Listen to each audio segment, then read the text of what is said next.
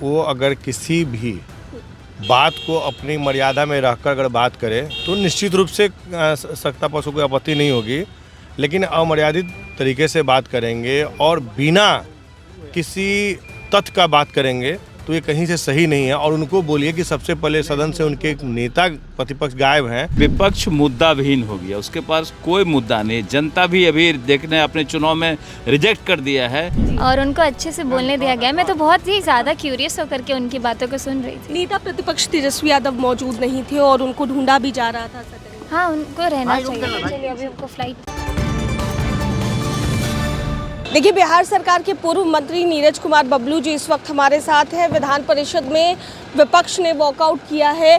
Sir, विपक्ष का आरोप है आप लोग उनको बोलने नहीं दे रहे थे। देखिए, विपक्ष मुद्दा विहीन हो गया, उसके पास कोई मुद्दा नहीं। जनता भी अभी देखने अपने चुनाव में रिजेक्ट कर दिया है।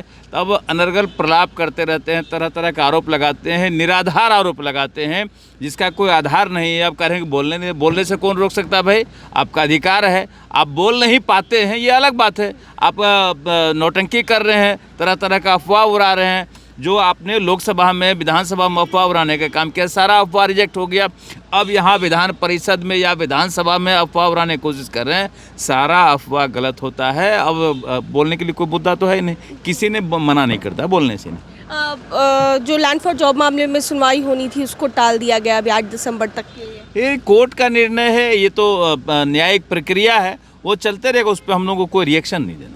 संचार साथी आपको लेकर दिल्ली में लगातार बवाल मचा हुआ है, संसद चल रहा है जो बिहार। देखिए, संसद चलता है, विरोधी हैं, उनका भी अपना काम है, कुछ न कुछ करेंगे। बवाल नहीं मचाएंगे तो पूछेगा कौन? बिना वजह का, बिना आधार का, बिना किसी मुद्दे का उनका काम है बवाल का। नीचता के हनन की बात कह रहा है पूरा विपक्ष की। संचार साथी आपसे नीचता नहीं रह जाएगी फिर लोगों को? देखिए, विपक्ष मैं लगातार कह रहा हूँ, विपक्ष मुद्दा विहीन है। नए नए चीज़ों को मुद्दा बनाने की कोशिश करता है और जनता इन्हें बार बार रिजेक्ट करने की कोशिश कर रही है। अब देख रहे हैं कि बिहार में जैसे जनता रिजेक्ट कर दिया है, आने वाले 29 में लोकसभा में भी पूरी तरह रिजेक्ट कर दिए जाएंगे। तो हमारे साथ बिहार सरकार के पूर्व मंत्री नीरज कुमार बबलू मौजूद थे और क्या कुछ कहते नजर आए हैं, विपक्ष पर किस तरीके से हमलावर नजर आए हैं। संजय सिंह हमारे साथ मौजूद हैं। सर, विपक्ष ने वॉकआउट किया है विधान परिषद में, उनका आरोप है कि सत्ता पक्ष वाले बोलने नहीं दे रहे हैं उनको।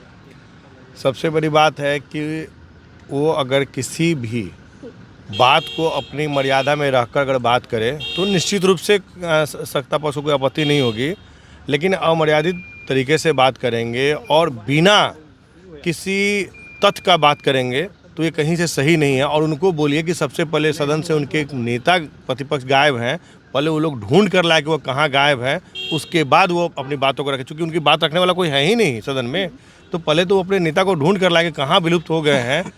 तो जब उनकी बातों को रखने वाला कोई, प्रतिनिधित्व करने वाला कोई रहेगा, तभी तो अपनी बातों को रख पाएंगे। विपक्ष के जितने भी जो विधायक हैं उनकी संख्या कम नज़र आ रही है, तो क्या लग रहा है कि विपक्ष कहीं ना कहीं कमज़ोर पड़ रहा है?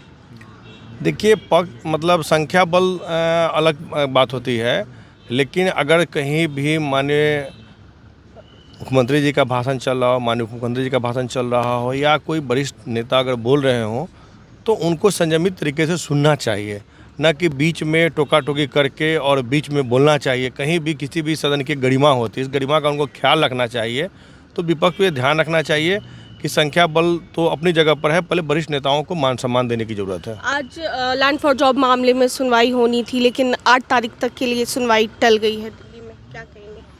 देखिए, ये तो न्यायिक प्रक्रिया है। हम न्यायिक प्रक्रिया में मुझे नहीं लगता है कि कहीं कोई हम लोग को बोलने की ज़रूरत है, क्योंकि ये न्यायिक प्रक्रिया और माननीय न्यायालय का जो भी निर्णय होगा वो सर्वमान्य होता है। देखिए, साफ तौर से संजय सिंह बिहार सरकार के मंत्री और क्या कुछ कहते नजर आए हैं। जिस तरीके से लैंड फॉर जॉब मामले में सुनवाई आज होनी थी 4 तारीख को, लेकिन सुनवाई को टाल दी गई है 8 तारीख तक के लिए। तो इस पर साफ तौर से बिहार सरकार के मंत्री संजय सिंह कहते नजर आए कि न्यायिक प्रक्रिया है। और इसके अलावा विपक्ष पर किस तरीके से हमलावर दिखाई दिए हैं आप सुन रहे थे। विधायक मैथिली ठाकुर हमारे साथ हैं। मैथिली, सबसे पहले तो ये बताइए कि कितना अलग है, पहले आप गाना गाती थी।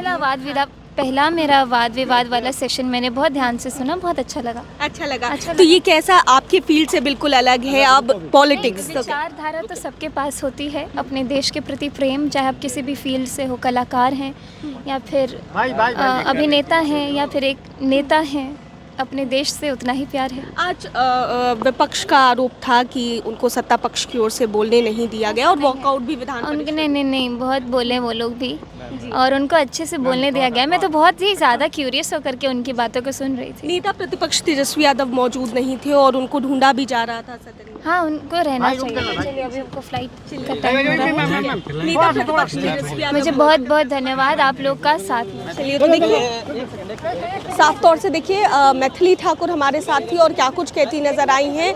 कितना अलग एक्सपीरियंस है, क्योंकि अलग क्षेत्र से वो आती हैं और ऐसे में अब जब चुनावी मैदान में वो उतरी, अलीनगर से जनता ने उन्हें जिताया, जिसके बाद अब सदन पहुंची हैं। सदन पहुंचने के बाद तमाम मुद्दों पर क्या कुछ कहती नजर आई हैं, साफ तौर से आप सुन रहे थे। कैमरा पर्सन बबलू के साथ मैं दक्षा प्रिया, दर्श न्यूज़, पटना।